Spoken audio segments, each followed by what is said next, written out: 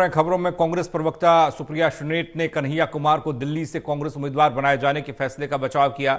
सुप्रिया श्रीनेत ने बीजेपी की ओर से टुकड़े टुकड़े गैंग के हमलों पर पलटवार किया। सुप्रिया श्रीनेत ने बीजेपी सांसद निरहुआ के वायरल हुए जनसंख्या बयान को लेकर भी हमला बोला। लोकसभा का चुनावी रन चल रहा है और लगातार इसमें बयानबाजी भी देखने को मिल रही है। इस वक्त हमारे साथ हैं कांग्रेस की प्रवक्ता सुप्रिया श्रीनेत। सुप्रिया श्रीनेत जी, जिस तरीके से चुनाव के मुकाबले के बीच और जो एंट्री हुई है कन्हैया कुमार की, उनको दिल्ली से चुनाव मैदान में उतारा गया है, टुकड़े टुकड़े गैंग करते हुए तुलना की जा रही है, कांग्रेस पर हमला बोला जा रहा है। या तो बीजेपी झूठ बोलती है या अमित शाह नंबर ही झूठे हैं। अमित शाह ने सदन को लिखित कहा था कोई टुकड़े टुकड़े गैंग ही नहीं है। किस गैंग की बात कर रहे हैं? कन्हैया से इनको क्या समस्या है? कन्हैया इस देश के युवा हैं। कन्हैया इस देश में मोदी जी से सवाल पूछते हैं, नौकरियों पर सवाल पूछते हैं, गरीबी पर पूछते हैं, महिलाओं पर पूछते हैं, सवाल पूछते हैं महंगाई पर। क्यों नहीं उनका जवाब देते हैं? इनको हर उस व्यक्ति से समस्या जो इनसे बिना डरे बेखौफ होकर सवाल पूछता है। ये असलियत है। मैं ये जानना चाहती हूँ कि कन्हैया कुमार के सवालों का जवाब दीजिए ना। उनके खिलाफ दुष्प्रचार क्यों करना है? आप ही के लद्दाख के सांसद की पत्नी है डॉक्टर सोनम, उन्होंने बकायदा स्टेटमेंट में ऑन कैमरा बोला है, हमने वो लगाया है, जहां पे उन्होंने कहा है कि ऐसा कोई काम कन्हैया ने नहीं किया जिसका दुष्प्रचार बीजेपी करती है। क्यों कहती है ऐसी बातें?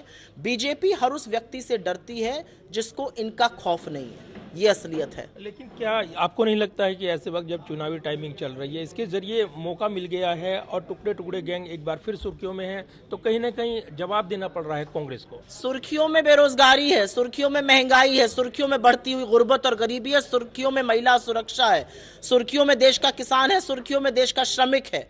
मोदी जी ने 10 साल एक ढंग का काम किया होता तो उस पर वोट मांगते। काम किया नहीं, काम के नाम पर डब्बा गोल। अब जब चुनाव आया तो इधर उधर की बरगलाने वाली बातें करेंगे। अपने काम पर वोट मांगिए ना। इतनी हैसियत हिम्मत नहीं है आपकी। निरहुआ का एक वीडियो वायरल हो रहा है और इस वीडियो में जनसंख्या को लेकर वो जिक्र कर रही हैं। इसको डीप फेक बताया जा रहा है और कांग्रेस नेताओं ने भी उसको वायरल किया है।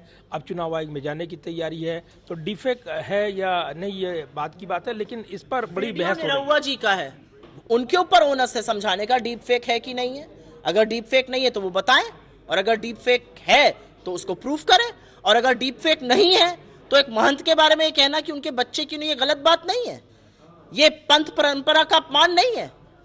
मैं गोरखपुर बांसगांव से आती हूँ, ये अम्पाट नहीं है हमारी पीठ का।